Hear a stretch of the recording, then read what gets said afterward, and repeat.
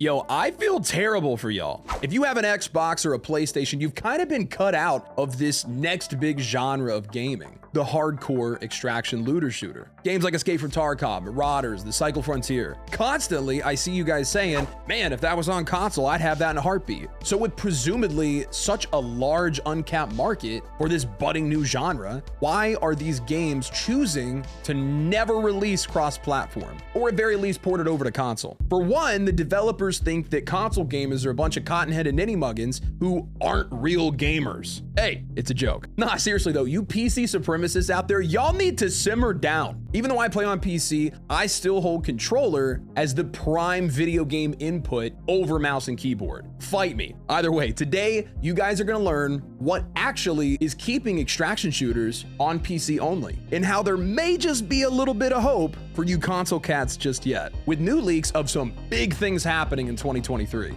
I'm Player 2, your main source as always for the scoop of new and upcoming extraction looter shooters, so consider subscribing to stay in the know. Subscribing also lets me know that you're a highly intelligent, sexy super being.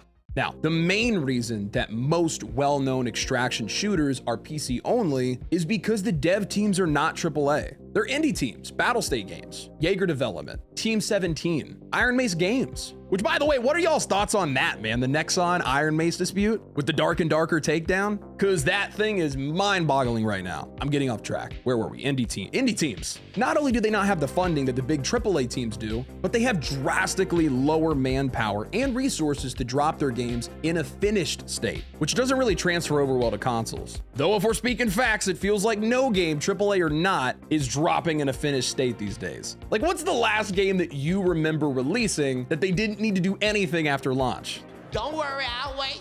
But I digress. Most indie games, especially with ongoing multiplayer, are made publicly available, whether that's through Steam, Battle.net, or their own platform, in a playable beta or even an alpha build. At this stage in a game's development, it's not really in the dev's best interest to go full cross-platform. I'm not a dev, so I'm not gonna sit here and claim to know everything that goes into the process of making a game, because I don't. But I'm positive that the last thing they need on their plate while they're trying to add content, fixing bugs, creating a fun and playable experience, the last thing on their mind is multi-platform compatibility. Most of these games are ongoing projects that are actively being developed while we're playing them. Hell, Tarkov's been in like an alpha since 2016. And even when some of them do come out of alpha or beta build, they're in early access, which still isn't full release. Now, I joked earlier about the devs of these type of games thinking console players aren't real gamers. In all comedy, there's usually a nugget of truth. Now, I grew up on console, okay? My first gaming system was the Nintendo 64 with one game.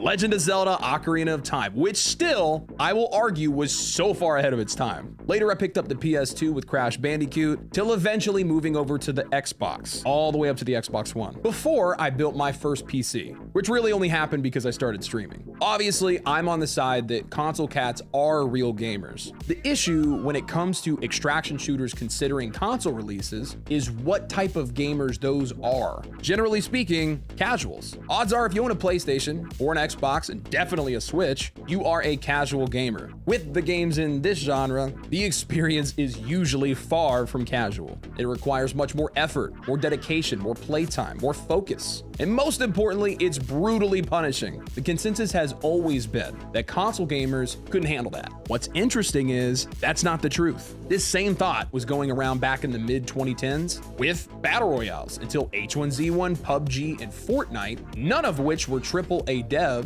popularized the genre on consoles. AAA wouldn't even touch it. Then you get Battlefield's Firestorm, Call of Duty Blackout, or Fallout 76's Nuclear Winter. Everybody started hopping on that bandwagon. Until the ones that innovated the genre and made them fun and digestible to casual players pulled forward. We're talking Warzone, Apex Legends, and of course Fortnite and PUBG at the top. Now, battle royales are casual in comparison to extraction shooters, but hardcore when compared to what they preceded, which was the ruler father of almost all shooter games for the prior 15 years or so. Death matches, TDM, capture the flag, free-for-alls, where you die, respawn, and then die again. In battle royales, you only have one life. And if you die, no matter what point in the match, you're done. It's over. The stakes get higher and higher the further that you make it, making the reward even greater. So guess what? Console gamers ate that up. It's not that much of a leap to think they could push the boundary a bit further to get even more high stakes and higher reward that they could get from an extraction shooter. The consensus again is that these type of games would just be too much for a casual. But maybe a game just hasn't found a way to streamline it for them yet. DMZ has tried, but it's really missed the mark in my opinion. And because of it, I don't think it's going to be the big multi-platform breakthrough for this genre. It's too streamlined. They have the basic concept there with exfil choppers, a rudimentary backpack system, and the ability to extract some items, but without all the features that make players come back like every day. Not be able to put the game down with in-depth progression through crafting, character building, stash systems, out-of-match economy, and so on. Man, Dark and Darker is honestly doing it better than any game in this genre, with actual player builds with different unique traits and skill trees to rank up over time. There's so much to look forward to unlocking and build a unique character that fits your specific playstyle. Unfortunately, that game is only on PC, and its future's kind of uncertain right now, with the Nexon basically being a toddler throwing a tantrum, that those devs left their company and now are making the game they wanted to make, but better. Look, I'm calling it right now. The first multi-platform extraction game that has as much customization and depth as a game like Dark and Darker, but maybe a little less punishing like DMZ, that game will be the next Fortnite, hands down. The PC extraction games currently available like Tarkov, The Cycle Frontier, and Marauders probably will never come to console. They could, but not likely. The silver lining is, because y'all know I'm a positive guy, there's a lot of promising upcoming games of this genre. Many of them already labeled as multi-platform. Division Heartland, Bungie's Marathon remake, PUBG is making one, Dr. Disrespect's game, Hyenas. The two that I would keep my eye on the most are Heartland and Marathon, as both of those dev teams already have successful